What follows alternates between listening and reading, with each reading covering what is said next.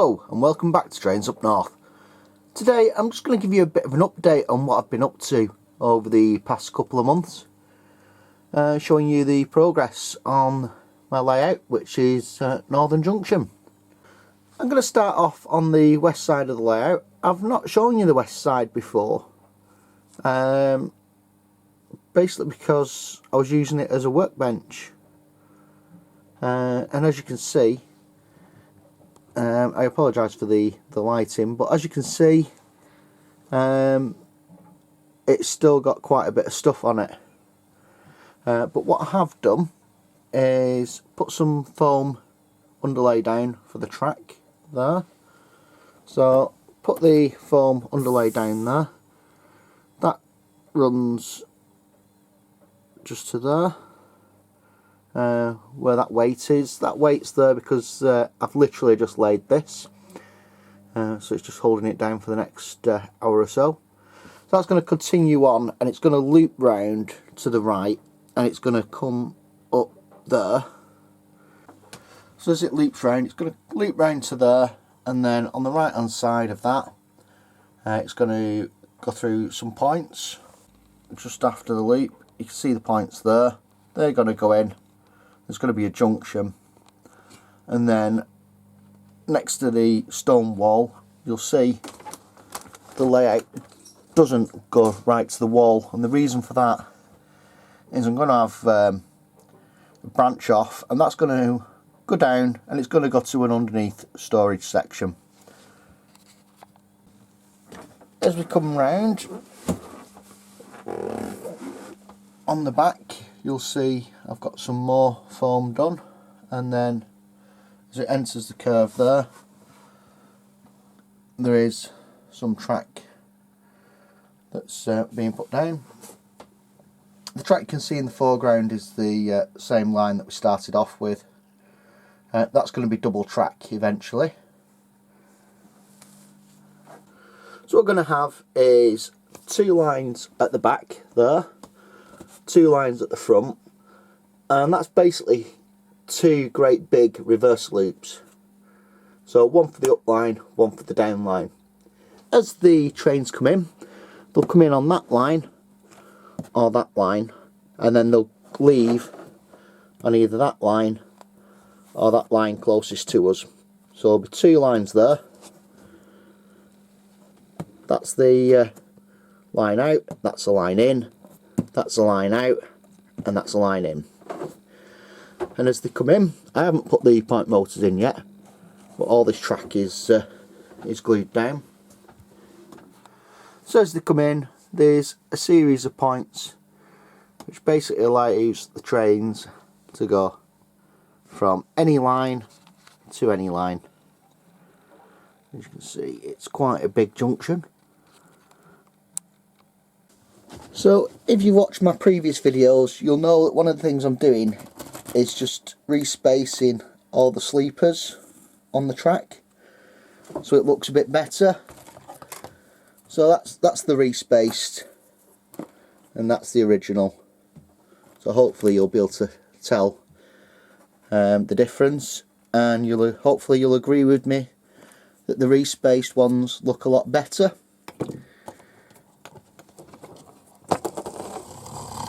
I have taken the plunge and bought some Code 75 bullhead track.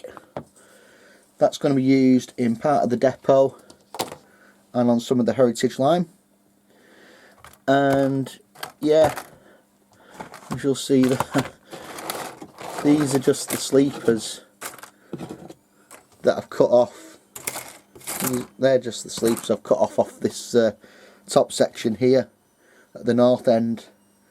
So when you're looking at my layout, you might notice that I've drawn things on, such as there, and then if we move the camera further up, you'll see there, and that's just sort of to remind me and give me ideas on how it's going to work.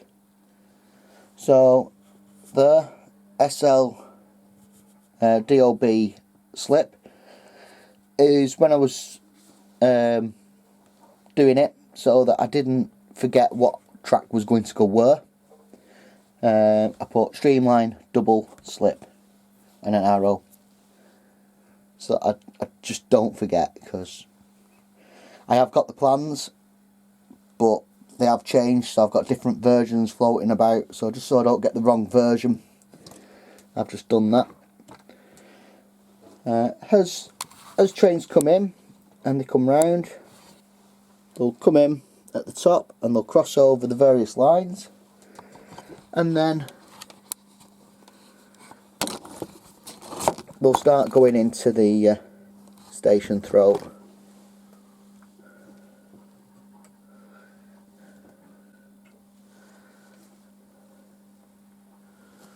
So this line here that comes off, that goes into the depot.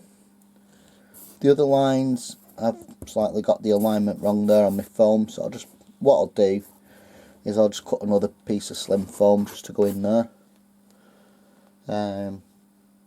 Sometimes I do alter things occasionally and very slightly as I'm actually doing it.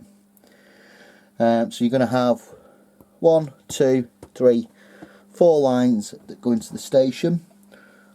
This line here is going to go into a bay platform. The other 3 are going to be through lines, and then coming in from the south end you'll have obviously the 3 that go through, but there's going to be bay platform in the south end as well.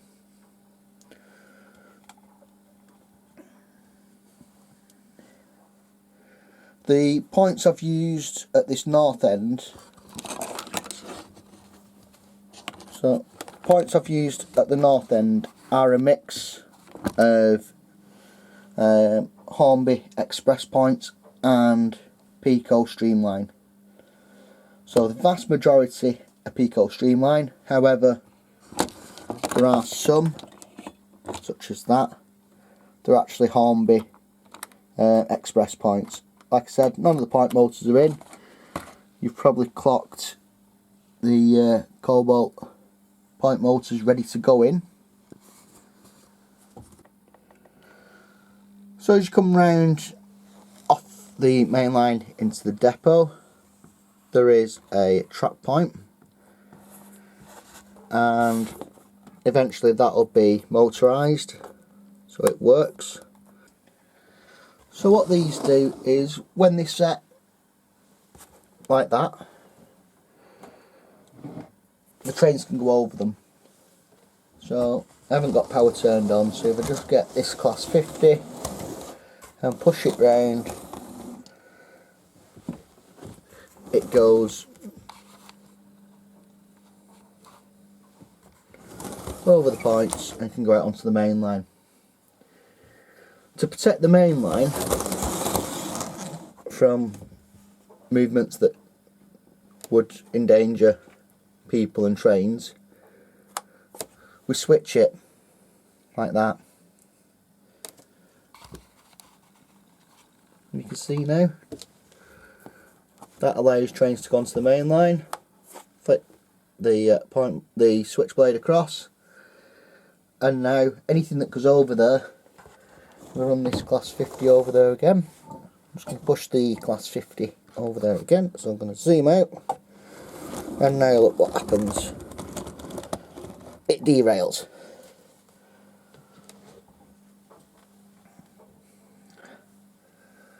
And we use these on exits to yards and things like that. Like I said, it prevents trains going out onto the main line when they shouldn't, which yes, you might have a derailed loco or a wagon if you've got a runaway, but having a derailed loco or wagon is a little bit better than having a major train crash. You'll see that I've marked it out ready for signalling. I've put locks there because I'm going to have some location cases. I'll have a dummy point motor next to that so it looks like it works, and if I zoom in, you'll see that I've put INS both rails. So that just tells me that I needed insulators on both rails around about there, which I have done, and the insulators are there. So everything's powered all the time.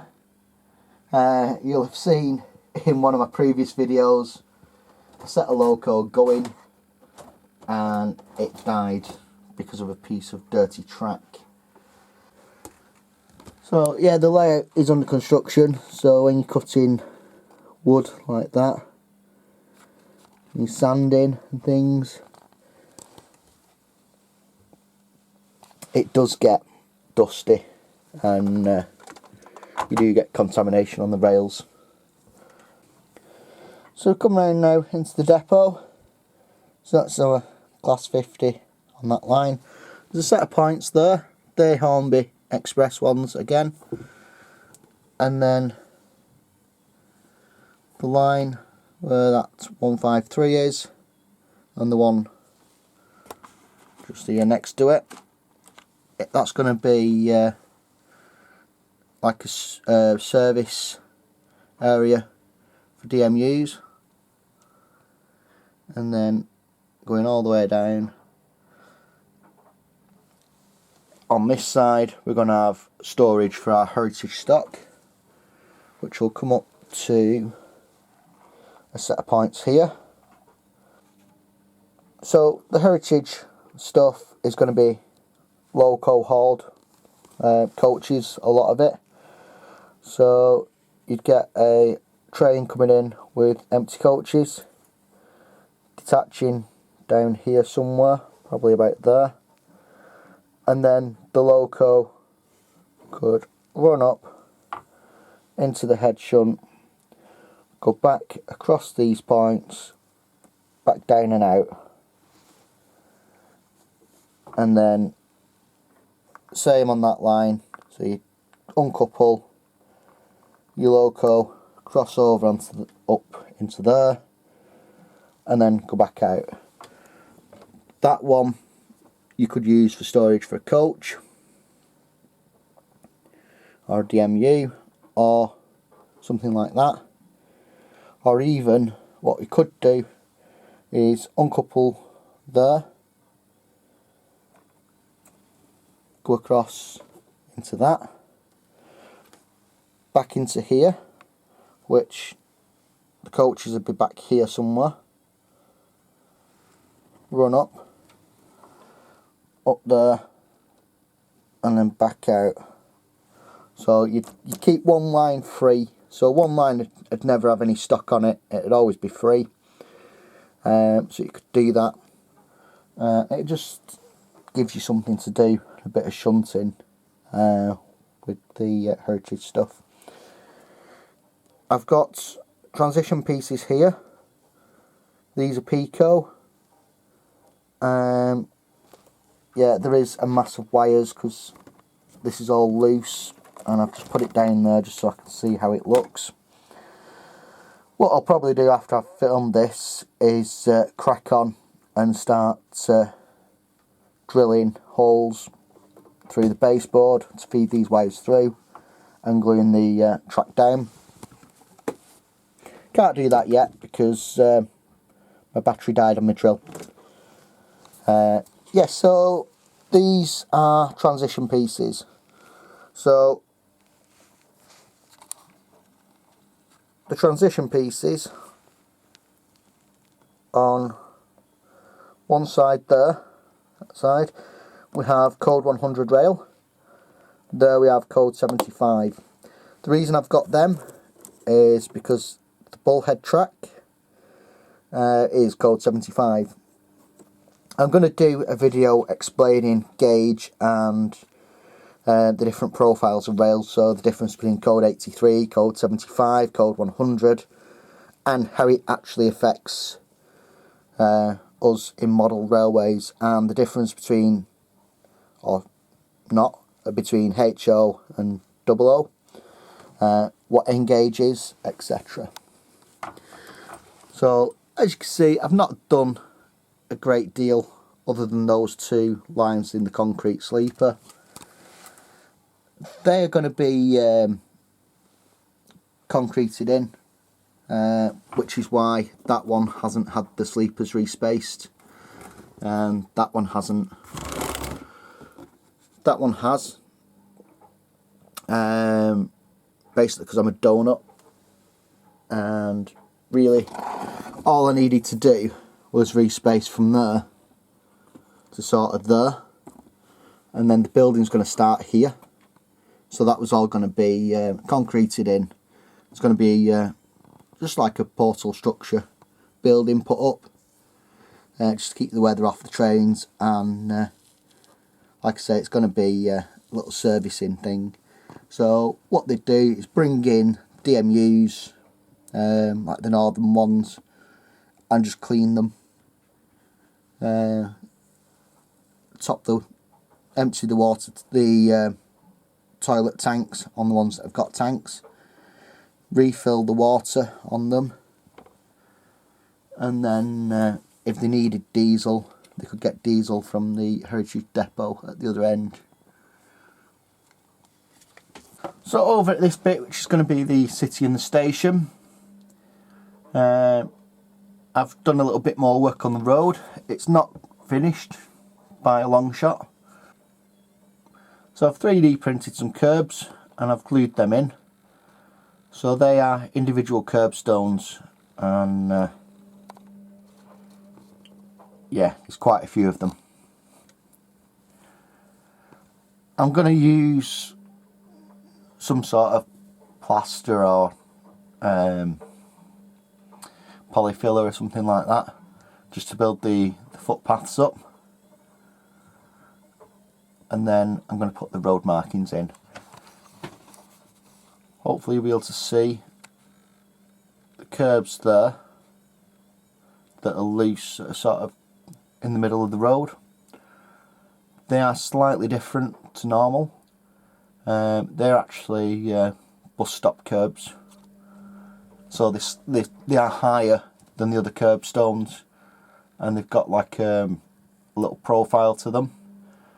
So if you've been in Greater Manchester, what you might notice if you go and you're sad and you go and look at the curbs where the bus stops are, the curbs are slightly different, and that just allows the buses to rub up against the curb with the tyres, and then there's not a big gap between the bus floor and the footpath. The buses do have ramps on them as well that they can deploy, but yeah, that's the idea of those curbs.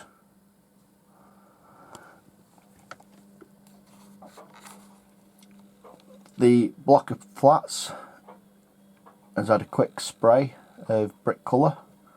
I desperately need to get round to finishing that. It's one of those jobs that's on my to-do list and I just never seem to have time to do. This is one of the houses that you may have seen in previous videos, I'm not sure. It's a dapple kit, and what I've done is I've just filled in the door there. You can still see it, but at that sort of distance you're not going to see it. When it's done, it's going to be way over in the distance, you're never going to see that. And I've just made some like sliding doors up, or patio doors or something, French doors, and I've painted it orange. So what I'm going to do there is I'm going to build a little conservatory on the back, just to give it a bit of variation, because you will see the back of the property, and you'll see that it's got a conservatory, but you won't be able to see properly inside it. So I've added ivy to the back of this house. I will show you how I've done this if you want me to. It's just using scatters and other materials, but as you can see, it's got a bit of depth to it. I'm quite pleased with how that's come out. The window there has got frosted glazing. So I'll put my hand inside. You'll see my fingers behind the frosted glass and you can't see it. Move it around to the other. You can see my fingers moving. So yeah, the reason I've done that is because that'd be a toilet, and you don't want people looking through your window when you're in the toilet, do you? So again, you'll see that window has got frosted glass. The mill that I did ages ago, I finally done the chimney. I've decided to call it Ash Mill. So I've painted on Ash Mill on the side. After I did this, I did have a comment off somebody saying the chimneys that they'd seen, they didn't tend to put mill on. There are a couple of mills where this happened, where they actually wrote mill as well. There's one over Wigan Way, and there's one over Burnley Way as well. So there are a couple that do that.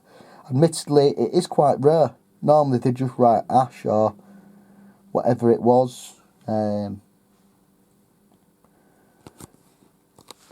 Because a big chimney like that, it was obvious it was a mill.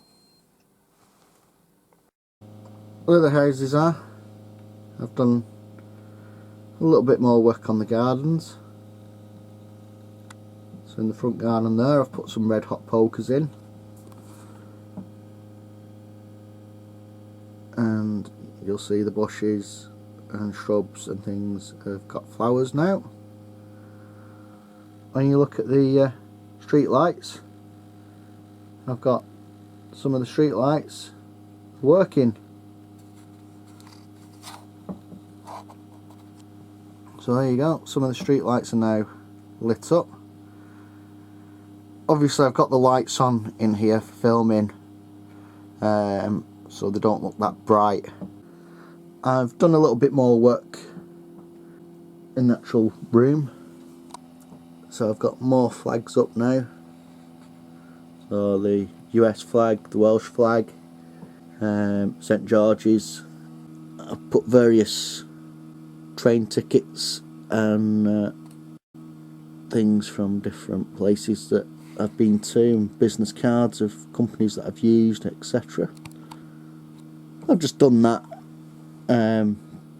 because basically otherwise all the ceiling's just going to be magnolia, and that's a bit dull. I've put another smoke alarm up. I don't plan on having a fire, but I've got a dryer down here and things, so you know, smoke alarms are always a good idea.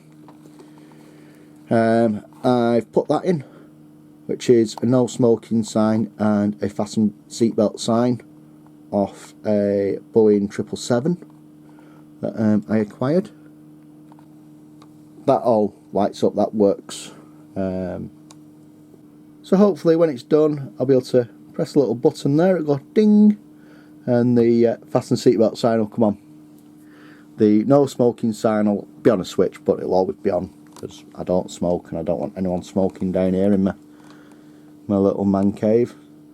Yeah, the reason I've got that is because eventually I plan on putting all my flight simulator kit in here, and having my little flight simulator set up.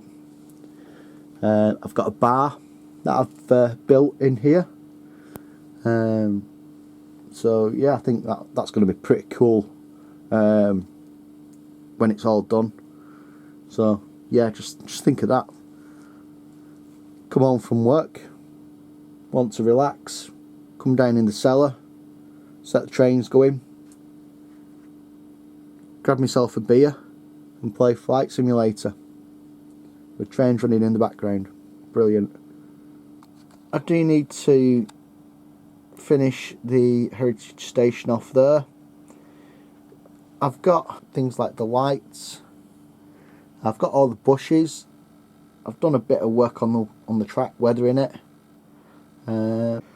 So what I need to do is just get my butt in gear, get that point rod in weathered, get the bushes put in, and then I don't need to go over the back again.